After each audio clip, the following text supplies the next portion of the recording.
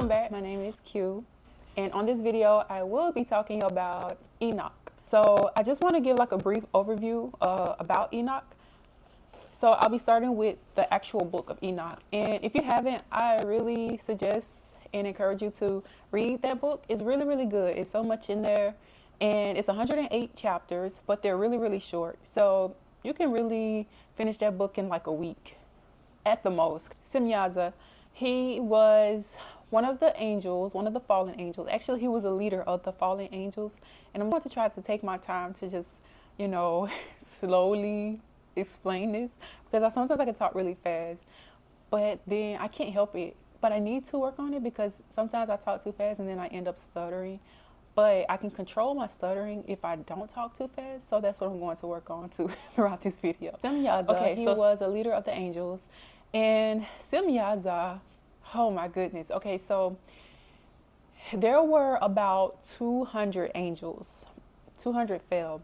And Semyaza, he was lusting after the daughters of man. So he saw women on the earth and he saw that they were really beautiful and they wanted to have children with these women. So Semyaza, who was clever, he decided he wasn't going to fall alone. So then he went to the other angels and he pretty much discussed his plan, and they all agreed, and they knew that they were going to be binding themselves to an oath, and they also knew that they would be subject to a curse, but yet they still just wanted to go and do it. What these guys did, they went to the earth, to the daughters of men, and they began to teach these women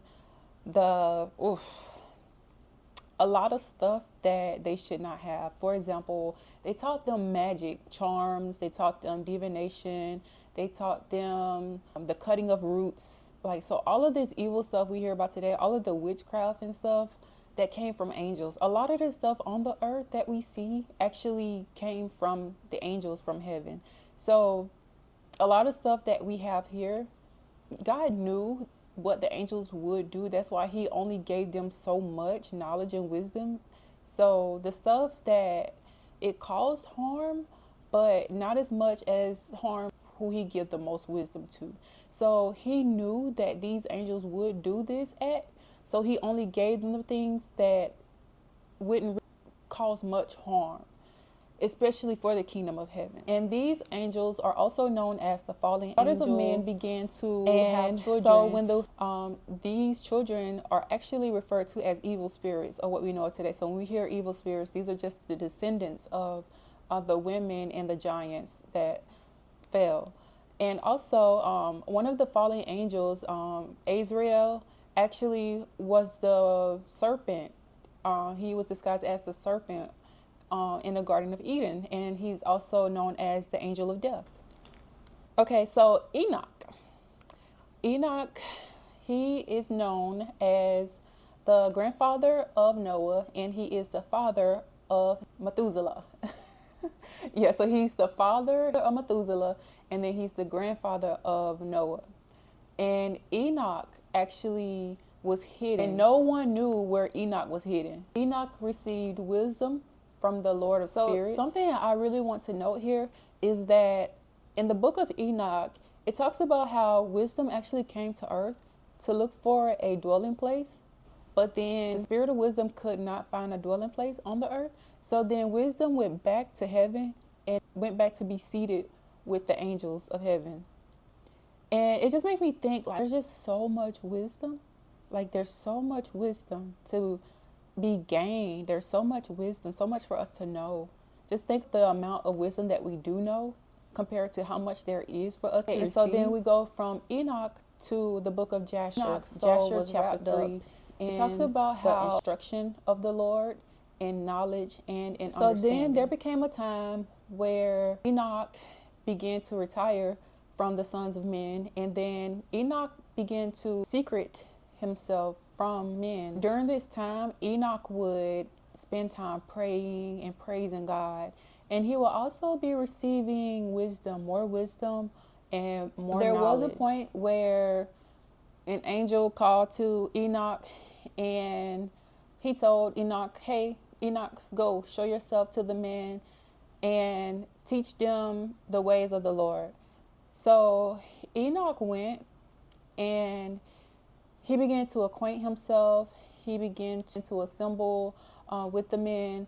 And so when Enoch spoke and when he would teach, there was a feeling of peace ushered among the people. And even throughout the world, what Enoch did was he actually asked, if there's anyone that's willing to hear the wisdom of the Lord, let him come so that he can receive instruction. The Spirit of God was upon Enoch to do this.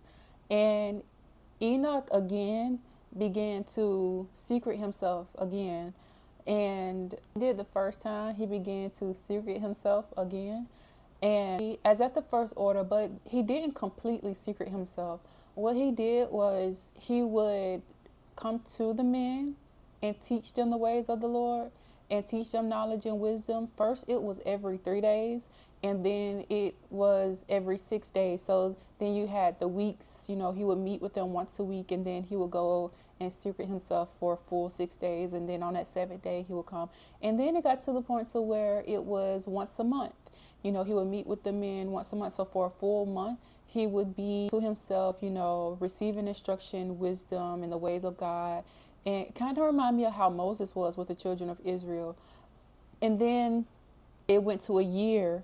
So he would go from 3 days to a week to a month and then to a year. And then it just got to the point to where he will only come to men when they would request of him, because it got to the point to where the men actually began to be afraid of Enoch because of the countenance on his face. So Enoch had like a godlike countenance, and so the men became afraid, and they were afraid and thought that they would die just by looking at his countenance. Yeah. So that was pretty much how Enoch spent his time when he was separated, or once he was secreted away from men. He would go back and he would meet, teach, and then acquaint. And then I also want to note how Enoch left. There were 2 people in the Bible. The Bible mentions only twice where 2 people did not die, and that was Enoch and then Elijah. And some even say the book of Revelation referenced that. Revelation chapter 11, verses 3 through 12 actually talks about the 2 witnesses, because Elijah, he went away, as we know, in the fire chariots, and Enoch actually, in a living state, was just translated into the kingdom of heaven. So it makes you wonder where his spirit is today, but also just going back to that whole wisdom thing, Enoch just taught others how they depended on him for knowledge, wisdom, and understanding. And going back to that last video where I was talking about the pinnacle and being fruitful, just being all that God has called us to be. Like, I think about how sometimes we feel like God is punishing us because we're alone. For a moment I felt that way. I was just wondering, like, why am I alone, God? Like, I need to go and I need to be with my family. When God has called for you to be separated, to be set apart, we have to trust God's timing. We have to trust his plans for our life, because in those times, that's where he's actually developing us. That's where he's actually healing us. And sometimes we may feel like a certain way, but we have to remember, in order for us to feel fulfilled, we have to allow his spirit to grow in us. So then there will be no lack in our lives. I just want to talk about the 3 things that he taught me from reading the book of Enoch. The very first thing is, there is so much wisdom. I mentioned this before. There's so much wisdom for us to receive. There is so much yet to be obtained. And then we have to remember that wisdom needs a dwelling place. Number 2, I learned that in those periods of downtime, loneliness, separation, that's where we should be receiving knowledge and wisdom, just spending time with God, allowing ourselves to be healed, to be transformed, to be purged. That's what it's about. If we just got out of something, we need healing, or we need comfort. Maybe we need love. That's what his presence is for. 3, the last thing that this book taught me, or these 2 books actually taught me, like, you can choose a side. You have a blessing and a curse, and then you have life, and then you have death. And I really think, like, these 2 characters, Samyaza and Enoch, actually display life and death, a blessing and a curse. And this reminds me of transgression. When God was trying to get my attention, and how I willingly disobeyed. I knew what I was supposed to be. Like the scripture that talks about he that will be beaten with few stripes and he that will be beaten with more stripes. We know the one that's going to be beaten with more stripes is the one that knows the right way and yet still disobey. And so it just reminded me like not to be disobedient, because look at the angels that's in right now to this day. Those angels are still in darkness. They're bound in darkness. Like they knew, and God had entrusted them with so much, and yet they betrayed him. Those are the three things that I'm reminded when I read this book. So when you get a chance, please read these books. They're so wisdom and knowledge. Again, just remember wisdom that needs a dwelling place. But the question is, are we going to be that dwelling place?